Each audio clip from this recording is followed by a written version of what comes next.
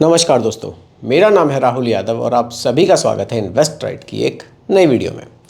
दोस्तों, आज की वीडियो का जो टॉपिक है वो शिवम जी के कमेंट के ऊपर होने वाला है। शिवम जी हमारे चैनल के व्यूअर हैं और इन्होंने कमेंट किया है कि सर अगर मैं 50,000 रुपये इन्वेस्ट करना चाहूँ लमसम के थ्रू म्यूचुअल फंड में 35 सालों के लिए, तो कौन से फंड में मुझे इन्वेस्ट करना चाहिए।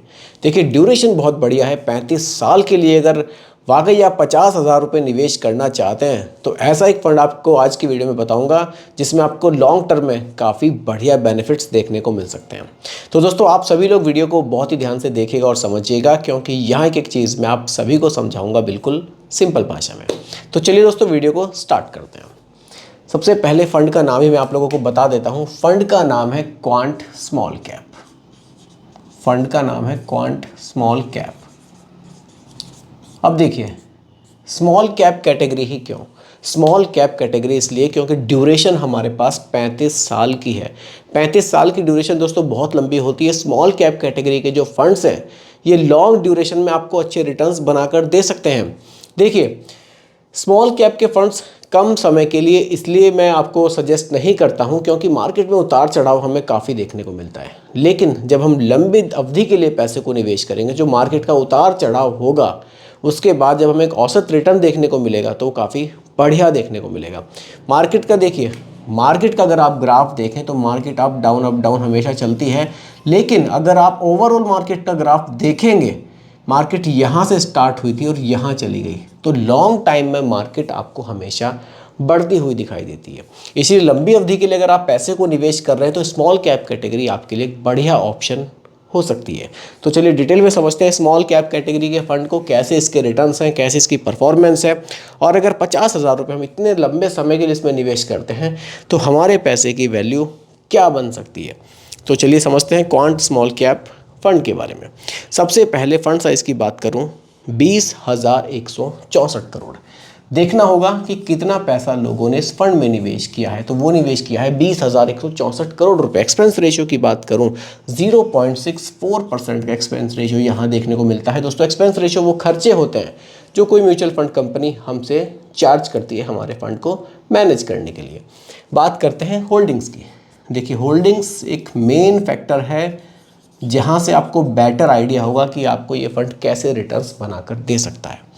होल्डिंग्स, यहाँ आपका पैसा डाइवर्सिफिकेशन आपके पैसे का किया जाएगा स्मॉल कैप में, मिड कैप में और लार्ज कैप में।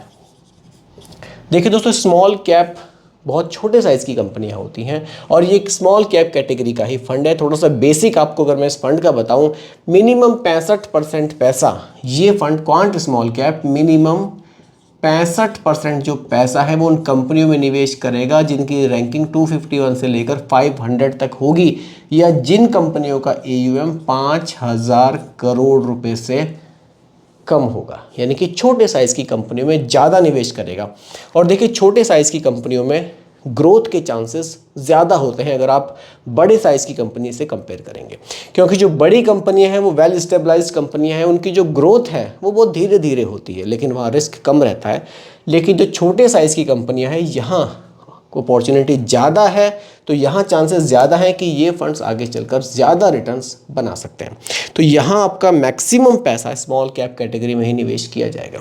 तो यहाँ डाइवर्सिफिकेशन देख लेते हैं किस तरह से किया गया है। स्मॉल कैप में 67.45% पैसा आपका निवेश किया जाएगा, मिड कैप में कोई इन्वेस्टमेंट नहीं है, लार्ज कैप में 26.3। ये एक बढ़िया चीज़ मुझे इस फंड की लगती है कि आपका जो स्मॉल कैप है, जैसे कि यहाँ सेबी का नियम है कि मिनिमम 65 रखना ही है, उसको रखने के बाद जो बाकी का पैसा है, मैक्सिमम पैसा लार्ज कैप में निवेश कर दिया गया है।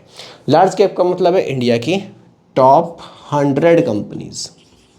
ये एक बहुत अच्छी चीज़ है कि आपका पैसा स्मॉल कैप कैटेगरी में निवेश होने के बावजूद आपका जो बाकी का पैसा है वो इंडिया की टॉप 100 कंपनीज में निवेश किया जा रहा है। तो आपके रिस्क को यहाँ कम करने की कोशिश की गई है फंड मैनेजर के द्वारा, और रिटर्न्स भी आपको इस फंड ने काफ़ी बेहतरीन बनाकर दिए हैं। अब देखिए, इस फंड की अगर मैं सेक्टर वाइज होल्डिंग्स की बात करूँ, फाइनेंशियल सेक्टर में सबसे ज़्यादा निवेश है, उसके बाद एनर्जी में, मेटल्स एंड माइनिंग में, सर्विसेज में और कंस्ट्रक्शन जैसे सेक्टर्स में ये आपके पैसे को निवेश करेगा।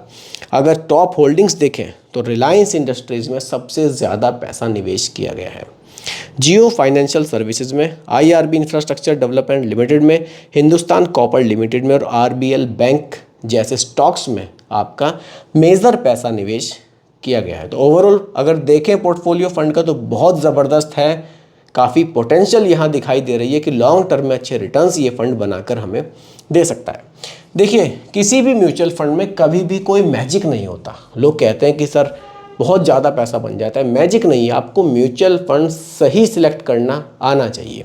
इसीलिए मैं हर एक म्यूचुअल फंड की ना डिटेल आपको पूरा खोल कर बता देता हूँ म्यूचुअल फंड को कि भैया यहाँ इस तरह से पैसा निवेश कर रहा है। इन सब चीज़ों को समझने के बाद आपको पैसा निवेश करना चाहिए, ताकि आप समझ सकें कि हाँ मेरा पैसा कौन से सेक्टर्स में जा रहा है, क्या ये सेक्टर आगे चलकर ग्रोथ कर सकता है या फिर नहीं कर सकता है। तो इन सब चीज़ों को समझने के बाद ही पैसा निवेश हमें करना चाहिए। अगर मैं यहाँ रिटर्न्स की बात करूँ, चलिए रिटर्न्स पर आ जाते हैं। रिटर्न्स पर ही सब कुछ डिपेंड करेगा। देखिए दोस्तों, रिटर्न्स अगर आप लास्ट के 5 ईयर्स के रिटर्न्स देखें तो 42% के रिटर्न्स इस फंड ने जनरेट किए थे। जी हाँ, 42% के रिटर्न्स। अगर आप थोड़ा सा लंबा ट्रैक रिकॉर्ड देखना चाहते हैं, क्योंकि निवेश भी लंबे समय के लिए आप कर रहे हैं, पिछले 10 साल के अगर आप रिटर्न देखें तो आपको 28% के आसपास के रिटर्न्स इस फंड ने बनाकर दिए हैं।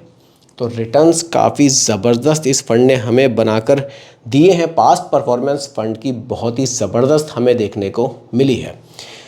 चलिए अब बात करते हैं, जो हमारा सवाल था सर का कि मैं 50,000 रुपये लमसम निवेश करना चाहता हूँ। अगर वो इस फंड में 50,000 रुपये लमसम निवेश कर देते हैं, एक एग्जाम्पल से समझने की कोशिश करेंगे। लमसम निवेश अगर इस फंड में कर दिया जाता है 50,000 रुपीज़ का, 50,000 रुपीज़ का लमसम, 1,000 रुपये का लमसम अगर आप करते हैं। रिटर्न्स की अगर मैं बात करूं, देखिए रिटर्न्स पास्ट में हमें लास्ट के 10 ईयर्स में भी 28% के आसपास के रिटर्न्स मिले हैं। तो इन फ्यूचर ये रिटर्न्स कम या ज़्यादा हो सकते हैं, क्योंकि पैसा देखिए स्टॉक मार्केट में जा रहा है। स्टॉक मार्केट में रिटर्न्स की गारंटी नहीं होती, तो यहाँ रिटर्न्स आपके कम या ज़्यादा हो सकते हैं। इस बात को आपको हमेशा ध्यान में रखना चाहिए। केवल व्यूज़ बढ़ाने के लिए आप लोगों को खाली ऐसे ही मतलब ज़्यादा पैसा बनाकर दिखाने के लिए मैं यहाँ कैलकुलेशन इससे कभी भी नहीं करता हूँ कि आपको पिछले 10 साल में 28 मिला है, पिछले 5 साल में 42 मिला है, तो उसी से मैं कैलकुलेशन करके आपको दिखा दूँ। इस पॉइंट पर आकर हमेशा ये चीज़ मैं आपको समझाता हूँ कि भैया रिटर्न्स की गारंटी म्यूचुअल फंड में नहीं है, क्योंकि पैसा स्टॉक मार्केट में जा रहा है। फ्लक्चुएशन रहेगा रिटर्न्स में, हो सकता है कि इससे ज़्यादा मिल जाए, क्योंकि 5 साल में तो 42 तक चला गया, ये पिछले 10 साल में 28 है। अगले 10 साल में हो सकता है फिर से 40 चला जाए, 30 चला जाए, आप तो अगले 35 साल के लिए निवेश कर रहे हैं। तो रिटर्न्स कहाँ जाकर रुकेगा इसकी कोई गारंटी नहीं है। जस्ट एग्जाम्पल के लिए रिटर्न्स में यहाँ 20% के रख रहा हूँ, 20% केवल, जबकि रिटर्न्स आपको ज़्यादा मिले हैं। ज़्यादा मिलेंगे, पैसा आप ही को बढ़कर मिलेगा। जस्ट मैं कैलकुलेशन के लिए 20% रख रहा हूँ, क्योंकि अगर हम कैलकुलेशन कर रहे हैं तो हमें कुछ ना कुछ रिटर्न्स तो फ्यूचर के लिए रखने ही पड़ेंगे। अगर 20% भी फ्यूचर में मिलते हैं, ड्यूरेशन जो हमारी है, ड्यूरेशन हमारी 35 ईयर्स की है। यही एक बड़ा पार्ट है हमारे इन्वेस्टमेंट का कि हमारे पास ड्यूरेशन बहुत ज़बरदस्त है। जितनी ज़्यादा ड्यूरेशन के लिए पैसे को निवेश करते हैं, देखिए पैसा कितनी तेज़ी से जंप करेगा। आप लोग चौंक जाएंगे कि वाकई 50,000 की वैल्यू क्या इतनी भी जा सकती है आफ्टर 35 ईयर्स। 50,000 रुपये की फाइनल वैल्यू आपको क्या लगता है कि क्या बन सकती है? बड़े ही शॉकिंग आपको ये देखने में लगेगा कि हमने केवल 50,000 रुपये का निवेश किया था, और जो 50,000 रुपये की वैल्यू है आफ्टर 35 ईयर्स वो 2.95 करोड़ रुपए आपको देखने को मिल रही है। 2.95 करोड़, लगभग 3 करोड़ रुपए की वैल्यू आपको देखने को मिल रही है। इसलिए दोस्तों म्यूचुअल फंड का जो इन्वेस्टमेंट है वो आपको टाइमली ज़रूर करना चाहिए। अब देखिए कुछ लोग यहाँ सवाल करते हैं इन्फ्लेशन का कि सर महंगाई भी तो बढ़ रही है, 35 साल बाद 3 करोड़ रुपए की वैल्यू क्या होगी? तो इन्फ्लेशन को एडजस्ट कर लेते हैं, कोई दिक्कत यहाँ पर नहीं है। अगर मैं इन्फ्लेशन को एडजस्ट करूँ, 35 साल बाद 3 करोड़ रुपए की वैल्यू 49 लाख होने वाली है। आज के जो 50 लाख रुपए हैं, आज की डेट में जो 50 लाख रुपए की वैल्यू है वो 35 साल बाद 3 करोड़ रुपए की लगभग वैल्यू होगी। लेकिन निवेश भी हमारा केवल 50,000 रुपये का है। तो 50,000 रुपये का निवेश अगर आज की डेट में हमें 50 लाख रुपए भी बनाकर दे रहा है तो मेरे हिसाब से काफ़ी बड़ा अमाउंट है, ये अमाउंट कम नहीं है।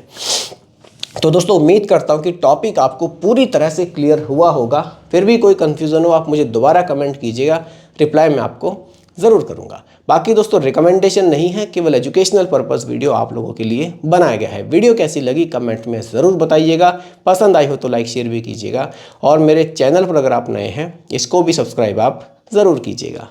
नमस्कार।